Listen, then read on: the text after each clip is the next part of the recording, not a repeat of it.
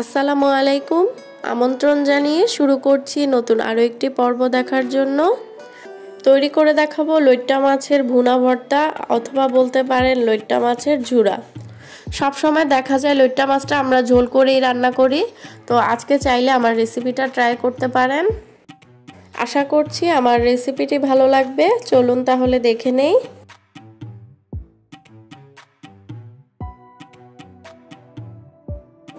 একটা প্যানে পরিমাণ মতো নিয়ে নিলাম রান্নার তেল, এরপর দিয়ে দিচ্ছি পেঁয়াজ কুচি 1 কাপ। পেঁয়াজটা একটু বেশি করেই দিতে হবে, কারণ এই ধরনের ভুনা খাবারে কিন্তু পেঁয়াজ বেশি হলেই খেতে ভালো লাগে। তো পেঁয়াজটাকে হালকা একটু ভেজে নিচ্ছি।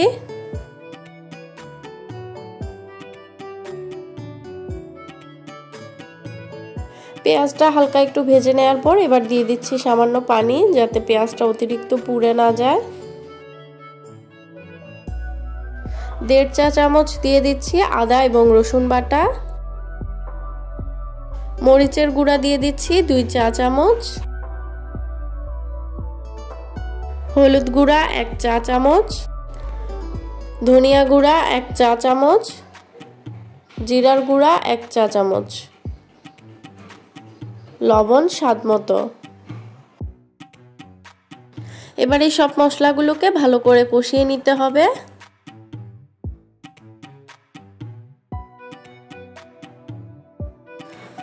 মশলার তেল যখন আলাদা হয়ে যাবে বুঝে নিতে হবে মশলাটা কষে গেছে। তো মশলাটাকে কষিয়ে নেওয়ার পর এবার এর মধ্যে আমি দিয়ে দিচ্ছি বড় সাইজের একটা টমেটো। টমেটোটাকে মশলার সাথে একটু মিশিয়ে নিয়ে এবার এর মধ্যে আমি দিয়ে দিচ্ছি লইট্টা মাছ। এখানে আমি 1/2 কেজি লইট্টা মাছ নিয়েছি, আর মাছগুলো কিন্তু আমি ছোট টুকরো করিনি, আস্তই রেখে দিয়েছি। মাছটা দেওয়ার পর সবকিছু আরো একবার নেড়েচেড়ে মিশিয়ে নিব।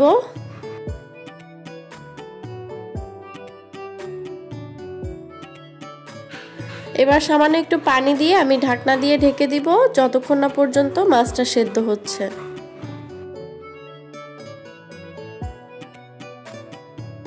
ফিরে এলাম মাছটা সেদ্ধ হয়ে যাওয়ার পর। এবার মাছের কাঁটাটা বেছে নিব। এর জন্য একটা কাঁটা চামচ দিয়ে মাছগুলোকে সরিয়ে আমি ভিতরের কাঁটাটা উঠিয়ে নিচ্ছি। আর এই কাজটা আমি একটা কাঁটা চামচ দিয়ে করছি। আর এই কাঁটাগুলো যদি থাকে তাহলে কিন্তু খাওয়ার সময় মুখে পড়লে ভালো লাগে না, তাই আমি কাঁটাটা বেছে নিচ্ছি। সেম ভাবে আমি সবগুলো মাছের কাঁটা এভাবে বেছে নিয়েছি। মাছের কাঁটাটা বেছে নেওয়ার জন্যই আমি মাছগুলোকে আস্ত দিয়েছি। যদি ছোট টুকরো করে দিতাম তাহলে কিন্তু কাঁটাটা এত সহজে বেছে নিতে পারতাম না। এরপর দিয়ে দিচ্ছি মাঝখান থেকে কেটে নেওয়া কাঁচামরিচ, প্রায় 6 থেকে 7টার মতো। এতে করে ভুনাটা একটু ঝাল ঝাল হবে, খেতে ভালো লাগবে।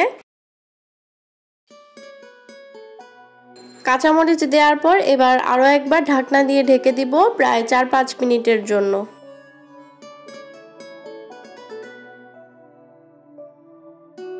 ফিরে এলাম 5 মিনিট পর। এবার মাছের মধ্যে যে এক্সট্রা পানিটা আছে এই পানিটাকে আমি শুকিয়ে নিব।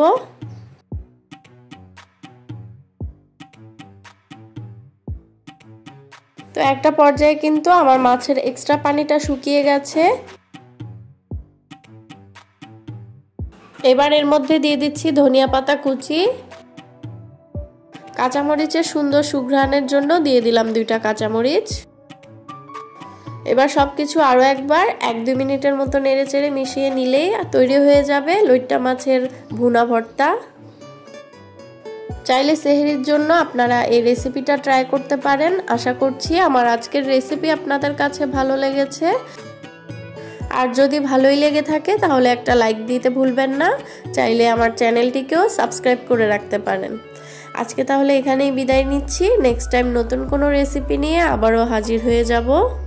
ততক্ষণ পর্যন্ত সবাই সুস্থ থাকবেন, ভালো থাকবেন। আল্লাহ হাফেজ। আসসালামু আলাইকুম।